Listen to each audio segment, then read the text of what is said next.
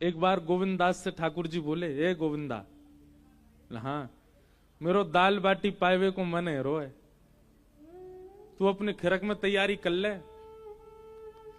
गोविंदास बोले, मंदिर में 56 भोग की सामग्री आ रहा होगा, तब वो भूखे रह जाओ। हमारे लाल जी श्री जी बाबा खावे के बड़े शौकीन खवैया ठाकुर हैं। एक से एक सामग्री सिद्ध करो, और आप जरूरी नहीं कि बना के मंदिर ही लेके जाओ, अपने घर में ही सिद्ध करो, वहीं आह्वान करो, लाला बहुत जोर को साग बनोए, आ जाओ पा जाओ, ऐसे ही आह्वान कर लो, आ जाएंगे ठाकुर जी। ऐसा प्रिय लगे ठाकुर जी को। कई सारी लीला में कल रात में भी पढ़ रहे हो, ठाकुर जी स्वयं बनावे वारो जब ठाकुर जी को बनाए बनाए के नई नई वस्तु पवावे ना, ठाकुर जी वास्ते रीझ के कभी कभी वो बनावे बैठे हो, ठाकुर जी बगल में आके खड़े आ जाएं और फिर बता मैं ने क्या में केसर और डाल दे, ने क्या में खांड की मिश्री और पधराए दे, ये देख नेक और बढ़िया है जाएगा, ने क्या में तू इलायची पीस के कूट के डाल दे। ठाकुर जी बता में फिर वासो प्रसाद सिद्ध हो गए।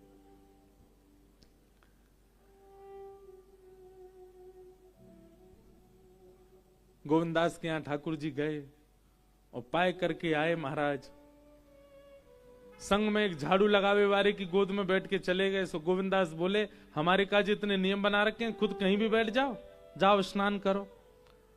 ठाकुर जी बोले, देख गोविंदा शीतकाल है रो, अभी तो नहाऊंगा ना मैं। गोविंदास बोलो, कछु नहीं, आचमन कर लो, आचमन तो कर लो। ठाकुर जी गए और गोविंद कुंड पर जाके आचमन कर रहे हैं।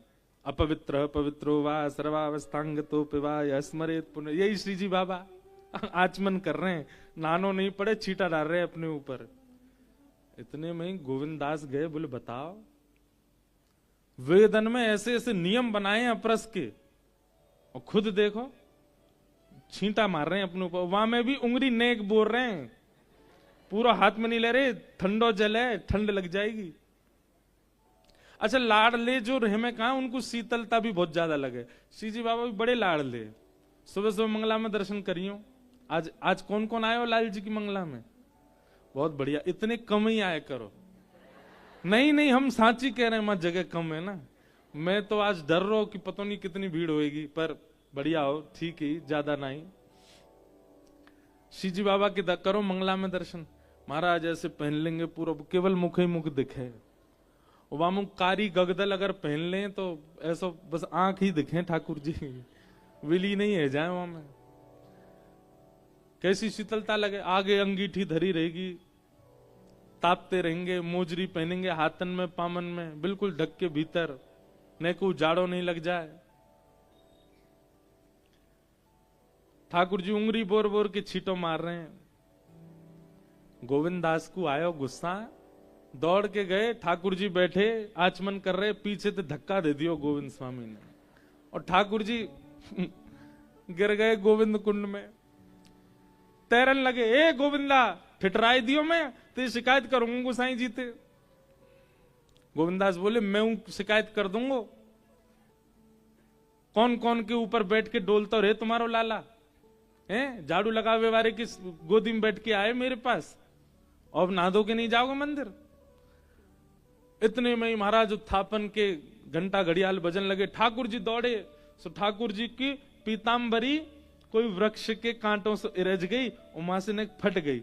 अब फटी भाई बगल वहां में पीताम्बरी में ठाकुर जी दौड़े और जाकर के अपने स्थान पर जाके जैसे खड़े हुए, गोसाई जी ने कपाट खोले, जाड़ो लग रहा, कांप रहे हैं लाल जी और नेक नेक अंग वस्त्र कहीं कहीं से उधरे भय। तुरंत कपाट बंद के गोसाई जी बोले, जय जय, कैसे जाड़ो कैसे लग गो, गिरे कैसे है कपड़ा। तुरंत कंबल लाए, तुरंत वस्त्र बदलने लगे, अंगीठी सिद्ध करी। ठाकुर जी बोले, तुम्हारा वो है का गोविंदा, बहुत उद्यमी है तो जा रहा है। मां ने मुंह धक्का दे दियो कुंड में। गोविंदास को बुला करके गोसाई जी डांटने लगे, गोविंदा बोलो, अपने लाला की करतूत नहीं सुनोगे जी, कहा करे। ऐसे हमारे गोसाई जी को बाद में इतना सुख मिलता है कि श्री ठाकुर जी कितनी कृपा करते हैं इन अष्ट सखाओं पे। और इन सब कृपाओं का केवल एक ही कारण है, भरोसो दृढ़ इन चरण के। गुरु के प्रति जो भरोसा है, ठाकुर के प्रति नहीं, भगवान के प्रति भरोसा तो सबका हो जाता है, ठाकुर जी के प्रति भरोसा तो सबका प्रकट हो जाता है, पर ठाकुर जी के जन के प्रति विश्वास प्रकट हो तब कल्याण होगा, तब कृपा होगी, तब अनुग्रह होगा। तो गुरु आज्ञा नहीं देते, क्या देते हैं? सामर्थ्य, सामर्थ्य देते। हम तो अपने ऊपर देख रहे हैं, हम किसी योग्य नहीं थे, पर केवल हमारे गुरु ने हमको सामर्थ्य दी, और उन्हीं की सामर्थ्य से आज आप सबन को भी आनंद करा रहे हैं, खूब नचा रहे हैं, खूब आनंद कर रहे हैं, स्वयं भी आनंद में हैं। इतने वैष्णव, इतने बालक, इतने सब सखा हमारे, सब इतने प्रसन्न हैं, केवल एक गुरु की सामर्थ्य से। ऐसे गुरु को बारंबार प्रणाम, और धन्य है कि हमारे गुरु जी भी ऐसे हैं कि हम जब चाहें तब पकड़ के बुला लें। पिताजी हैं, पिताजी महाराज बोले इंद्रेश बोले कि इन दिनों में कथा करनी नहीं है आपको कहीं भी, तो वो तो होनी ही नहीं है। अगर आप कर भी लेंगे तो वो यजमान को अपने प्राण प्यारे होंगे तो नहीं करवावे को। अगर कोई सोच भी रहे हो कि इन तिथिन में पूज्य पिताजी की कथा करा ले, तो वो हमसे आके मिले पहले, प्राण प्यारे होंगे तो ही करवावे को। वहां से भी कहेंगे यहीं आ जा, जो सेवा कथा में करनी यहीं कर दे, उत्सव में वैसे खर्चा बहुत हो गए। बोलो गिरिराज धरण की। भैया ये तो कथा हमारी आपकी बातचीत है, उत्सवात्मक कथा है ना, तो सब आनंद है। सच्चिदानंद रूपाय विश्वोत्पत्त्यादि हेतवे तापत्रय विनाशाय श्री कृष्णाय वयम नमः। भगवान के 3 रूप हैं, सत्य, चैतन्य और आनंद। सबसे पहला ठाकुर जी सत्य हैं, उनके प्रति असत भाव नहीं होना चाहिए। असत भाव किसको कहते हैं? एक बात बोलें, आपको यदि अपने आर्त समझते हैं, कष्ट, आपको यदि अपने आर्त ठाकुर जी के सामने जाकर के याद आ रहे हैं, तो आप कहीं ना कहीं ठाकुर जी को असत मानते हो। बहुत बड़ी बात कर रहे हैं, बहुत ध्यान से सुनिएगा। श्री जी बाबा सामने हैं और आप सामने जाते, बाबा मेरो बेटा ऐसो है रोए, बाबा मेरी मैया की यो है गयो, बाबा मेरी यो, ए लाला ने कछु कृपा कर। अगर ये आरती याद आ रहे हैं, इसका मतलब आप ठाकुर जी को सत्य नहीं मानते, आपके अंदर असत भावना है, इसलिए ठाकुर जी के सामने जाके भी आपको कष्ट याद आ रहा है अपना। ठाकुर जी के सामने जाके जब जब कष्ट प्रकट हो, तब तब अपने ऊपर प्रश्न उठाइएगा, हम क्या भजन करते हैं? पूरी दुनिया के आगे कष्ट याद आ रहे हैं, इनके आगे आनंद कंद के आगे, कंद किसको कहते हैं? एक होती है शक्कर कंद, क्या होती है? खाइए, अभी शीत में ही खाते हैं उसको। कंद का मतलब क्या होता है? भीतर जिसके मीठा मीठा भरा हो, शक्कर भरी हो, उसको कहते हैं शक्कर कंद। ठाकुर जी कौन है? आनंद कंद। उनके भीतर आनंद ही आनंद है, उनके सन्मुख आनंद ही आनंद है, उनके प्रसाद में आनंद, उनकी आरती में आनंद, उनके गायन में आनंद, उनकी कथा में आनंद, उनके संस्पर्क की जो भी वस्तु आपके सामने आएगी सब में आनंद है, इसीलिए उनका नाम आनंद कहते हैं, इसी वो आनंद कंद है। वास्तव में आप असली दर्शनवाद ना मानियो कि लाइन में लगे तब तक याद हती, हे श्रीनाथ जी हमारे इतने संकट चल रहे हैं, आप कृपा करियो, जैसी दर्शन देंगे ना मैं पूछूंगा सब। लेकिन जैसे ही ठाकुर जी के सामने गए, भूल भाल गए, कहा सोच क्या सोचना, अरे मैं कहा सोच रहा हूं बाहर कौन कौन से कष्ट है, पीड़ा है, बता तो दूं, लेकिन याद ही नहीं आई। इतने में वो सबरे वहां के जो सेवक रहे वो ले महाराज हाथ में कपड़ा, चलो चलो आगे बढ़ो। उनको यही सोचियो ये मधुमंगल श्रीदाम आई हैं, ठाकुर जी की नेक नेक सेवा के काज। अब पतो चल गई ना लाला हमारो, ये पतो कैसी बात है। देखो ठाकुर जी ने जब गिरिराज जी उठाए ना, तो 7 दिना तक गिरिराज जी उठावे के बाद सब ब्रजवासीन के चित्त में लाला की इतनी महिमा है गई, इतनी महिमा है गई। अब तक जो ठाकुर जी को देख करके हास्य विनोद क्यों करते। अब ठाकुर जी जाकर इसो निकल जाए ना, वह गरी के लोग आरती थाल लेके आ जाए, अरे लाला तेने गिरिराज जी उठाए, तेने इतना बड़ा पर्वत उठायो, सब तेरी जय जयकार करें, सब पूजें, नेक हमारे घर में पाम पधराए दे, नेक हमारे घर बैठ जा, नेक हमारे घर में दृष्टि कर जा। ठाकुर जी की इतनी महिमा है गई। मधुमंगल श्रीदामा बोले लाला की बड़ी महिमा है गई, अब सिक्योरिटी भी चाहिए लाला को। तो मधुमंगल श्रीदामा अगल बगल में ऐसी कपड़ा ने लेके चले, और जो जो लाला को प्रणाम कर, सुन लाला स्पर्श करके गंदो मत करे, हमारे ही कल ले मार के भगा दे आगे, यहीं ते काम चला अपनो। तो ये जितने मंदिर में आपको सेवक देखे ना, ये मधुमंगल श्रीदामा सुबल तोक तन सुखा मन सुखा धन सुखा, ये सब रे वही है। और बीच में लाला देख ऐसे बैठा रखो बिल्कुल, लाला तू हिलियो भी मत, तो को पूछवे देख कितने लोग आ रहे, हम देख लेंगे सबन ने, और जो चढ़ावा आओ वहां में तो बंटवारा कर लेंगे। दृष्टि बदलो, अपनी भावना बदलो, सब बदल जाएगा। ठाकुर जी आनंद कंद हैं, ठाकुर जी का स्थान आनंद कंद है, ठाकुर जी के कीर्तन आनंद कंद है, ठाकुर जी की कथा आनंद कंद है। उसके भीतर प्रवेश करने पर अगर आपको अपने कष्ट याद आ रहे हैं, इसका मतलब अभी आपके भजन में इतनी सामर्थ्य आई नहीं है। आप जो नाम जप कर रहे हो, आप जो ब्रह्म मुहूर्त में उठकर के परिक्रमा प्रदक्षिणा कर रहे हो, आप जो कथाएं श्रवण कर रहे हो, सबका फल व्यर्थ जा रहा है, क्योंकि ठाकुर जी के सन्मुख जाके भी कष्ट याद आ रहे हैं आपको।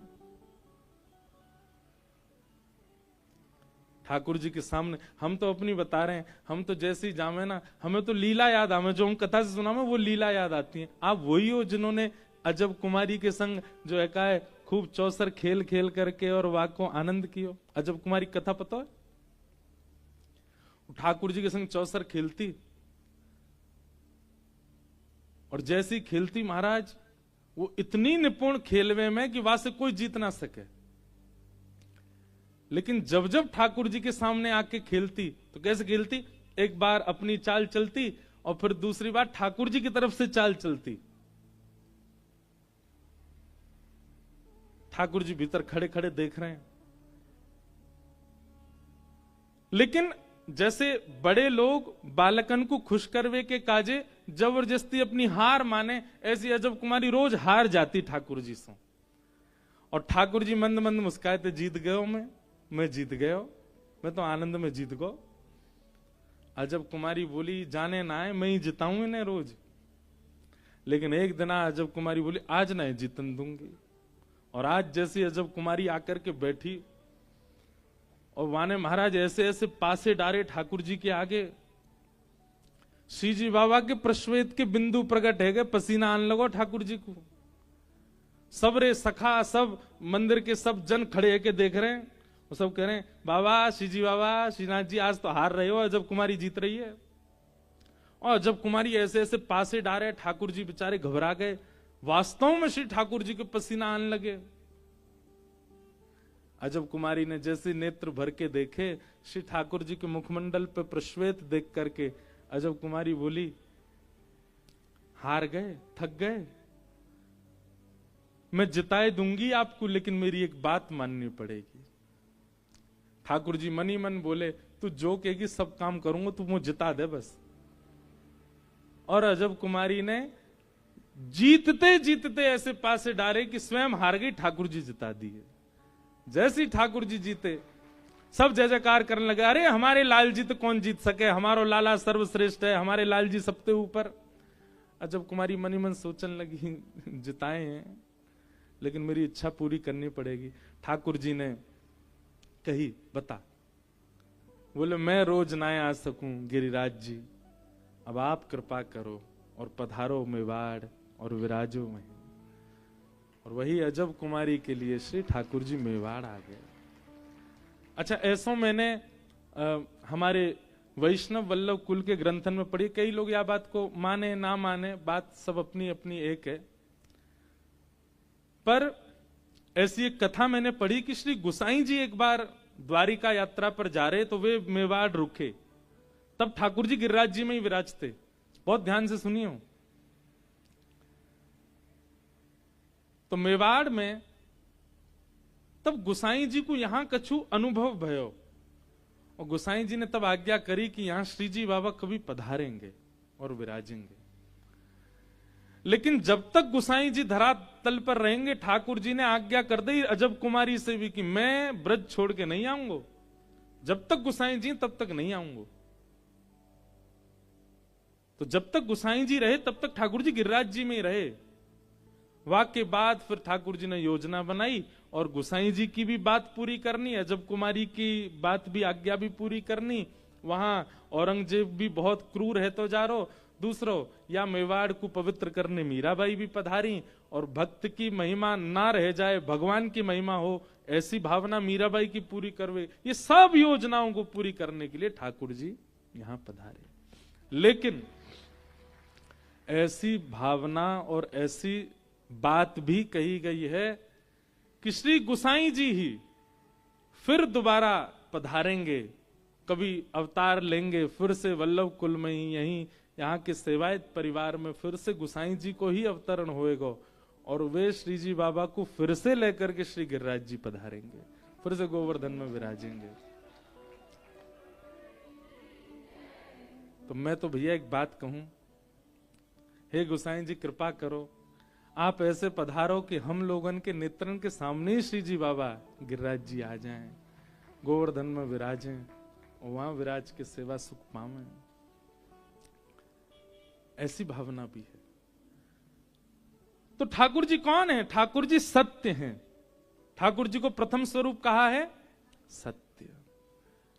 आप यदि उनके सामने जाकर के अपने कष्टों का चिंतन भी कर रहे हैं तो आप ठाकुर जी को असत मान रहे हैं। क्यों? ठाकुर जी